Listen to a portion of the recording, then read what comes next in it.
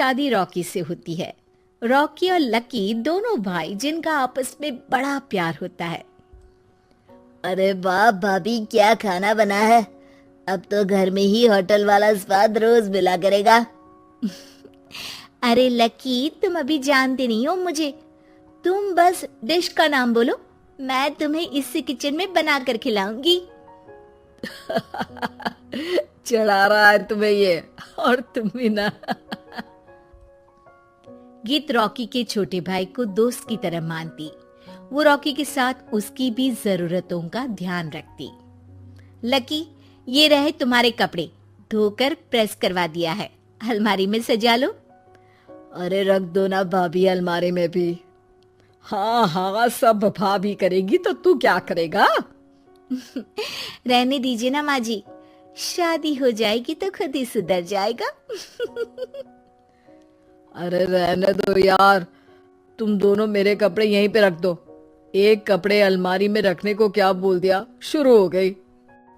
एक दिन, रॉकी सुनिए ना, कल जल्दी आ जाना, मुझे मायके जाना है, या सुबह छोड़ दीजिए और शाम को लेकर आ जाना। अरे नहीं नहीं, कल तो बिल्कुल पॉसिबल नहीं है, कल मीटिंग है। तुम लकी के साथ चली जाओ ना, और उसे कह देना कि शाम को लेकर भी आ जाएगा। लकी भाभी को लेकर मायके जाता है, शाम को लेकर भी आता है। आते वक्त, लकी, तुम्हारे लिए मैंने एक लड़की देखी है, बहुत सुंदर है। अच्छा, क्या बात है भाभी, मुझे भी दिखा दो, और उससे भी पूछ लो कि मुझसे शादी करेगी ना। इतनी सुंदर होगी तो मुझसे क्यों शादी करेगी भाभी? अरे वाह, क्या बुराई है तुम में, इतने अच्छे हो दिखने में। हाँ, बस अपने भैया से थोड़ा कम हो। हाँ भाभी, आपको तो भैया से अच्छा कोई लगता ही नहीं है। लकी, तुम्हारे भैया हैं ही लाखों में एक। रात में दोनों घर आते हैं, लेकिन थोड़ी ही देर में उनके घर रॉकी की मौत की खबर आती है। हे भगवान, ये क्या हो गया? मेरा बेटा मुझे वापस कर दो। सब मिलकर माँ और गीत को संभालते हैं। एक दिन, गीत बेटा, अब तो रॉकी रहा नहीं, तू देख ले अगर मायके जाना हो तो। गीत कुछ नहीं बोलती और कमरे में चली जाती है। एक दिन बुआ सास उन लोगों के घर आती है। अरे भाभी, किसकी नजर लग गई आप लोगों के घर में? मुझे तो लगता है कि इस लड़की के ही पैर ठीक नहीं है, तभी तो आते ही हमारे घर का चिराग खा गई। बुआ सास की बात सुनकर गीत को रोना आ जाता है। वो अपने कमरे में जाकर जोर जोर से रोने लगती है।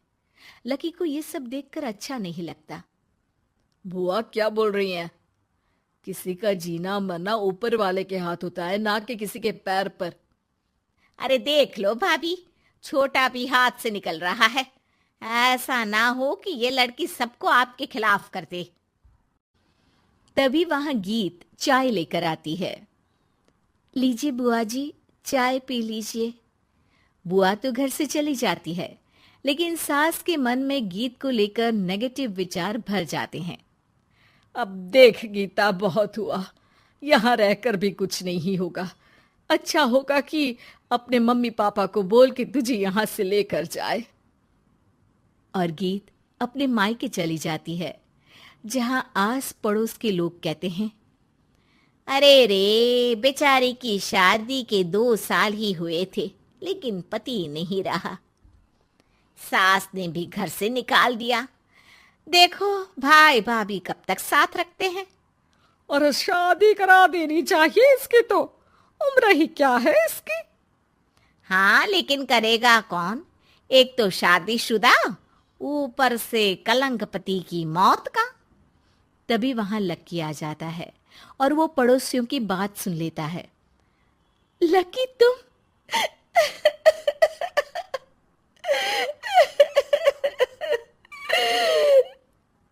भाभी, ये जमाना आपको जीने नहीं देगा, लेकिन आप चिंता मत करना, मैं आपको आपके हिस्से की सारी खुशियां दूंगा। लीजिए, माँ ने आपका ये बैग भेजा है। इसमें आपके जरूरी सामान है जो वहीं रह गए थे। लकी देखता है कि गीत को ससुराल से लेकर मायके तक हर जगह सिर्फ ताने ही सुनने पड़ते हैं। वो सीधे अपनी माँ के पास जाता है। माँ, एक बात सुनो, ये कहाँ का न्याय है? एक लड़की जो छोटी सी उम्र में अपना पति खो चुकी है, वो अब दुनिया के ताने भी झेल रही है। यार, ये तो गलत है ना माँ। हमें भाभी का सपोर्ट करना चाहिए। क्या भैया होते तो भाभी को ऐसा देखकर दुखी नहीं होते? अरे देख लक्की, ये समाज ऐसा ही है, और भैया होते तो गीत की ये हालत होती ही नहीं। बिना पति के औरत को तो ये सब झेलना ही पड़ता है। लेकिन कोई तो जरिया होगा ना माँ। भाभी भी हमारे परिवार का हिस्सा है। हम कुछ तो कर सकते हैं ना उनके लिए। हिस्सा है नहीं, हिस्सा थी। और अब तू ज्यादा ना भाभी भाभी करना बंद कर दे, समझा? कुछ दिन ऐसे ही बीतते हैं और एक दिन लकी देखता है कि गीत उसके ही कॉलेज में पढ़ने आई है। अरे भाभी, आप यहाँ कॉलेज में कैसे? लकी, मैंने पढ़ने का निर्णय लिया है। शादी के कारण मेरी पढ़ाई को बीच में ही रोक दिया गया था, पर अब जब कुछ नहीं बचा तो मैंने सोचा पढ़ाई में ही मन लगाऊं। अरे आपने बिल्कुल सही सोचा भाभी। किसी भी तरह की कोई भी जरूरत हो तो प्लीज बिना किसी हिचक के बताना। मैं हूं आपकी मदद के लिए। लेकिन कहते हैं ना, गीत की जिंदगी में सब कुछ बहुत दिनों के लिए ठीक नहीं रहा। और एक दिन क्लास में, अरे ये विधवा है, इसकी तो शादी हो चुकी है। क्या बात कर रहे हो? हमारे साथ तो बैठकर ऐसे पढ़ाई करती है जैसे बच्ची हो। और अब बच्ची नहीं, बहुत शातिर है ये। किसी को नहीं बताया कि ये शादीशुदा है, वरना हम इसे आंटी आंटी कहकर पुकारते ना।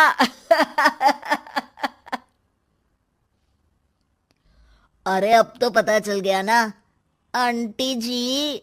Aunty aunty. फिर क्या, सभी गीत को आंटी बोलकर चिढ़ाने लगते हैं। गीत को रोना आ जाता है और वो क्लास के बाहर जाकर रोने लगती है। सामने से लकी आ जाता है। अरे क्या हुआ भाभी, आप रो क्यों रही हैं? तभी पीछे से एक लड़की आ जाती है। हे हैंडसम, इस औरत से ना दूर रहना, इसके प्यार में मत पड़ जाना, क्योंकि ये शादीशुदा है। हमारे साथ झूठ बोलकर हम जैसी ही रह रही थी। हाँ, तो क्या गलत है? सही उम्र में तुम्हारे माता पिता तुम्हारी पढ़ाई छुड़वा देते तो आज तुम भी शादीशुदा ही होती ना। और इनका पति नहीं रहा, उसमें इनका क्या कसूर? अरे कोई अपने जीवन को नई शुरुआत दे रहा है तो तुम लोगों को क्यों मिर्ची लग रही है? अरे तुझे बड़ी दया आ रही है, कर लेना तू शादी। लकी तब तो कुछ नहीं बोलता, लेकिन ये बात उसके मन में घर कर जाती है। और फिर एक दिन, माँ, मैं गीत से शादी करना चाहता हूँ। अरे क्या बक रहा है बेटा, तेरा भाई तो खा गई वो, अब मैं अपना दूसरा लड़का नहीं खो सकती। नहीं माँ, मैं गीत को यूं परेशान नहीं देख सकता। उसका कॉलेज में भी लोगों ने जीना मुहाल कर रखा है। मैं उनसे शादी कर उन्हें फिर से इस घर की बहू बनाऊंगा। तुम मानती हो तो ठीक है, नहीं तो मैं घर छोड़कर चला जाऊंगा। अरे मुझे मंजूर है बेटा। लकी माँ के साथ गीत के घर जाता है और उसका हाथ मांगता है। घर वाले मान जाते हैं। थोड़े से इनकार के बाद गीत भी लकी से शादी करने को मान जाती है।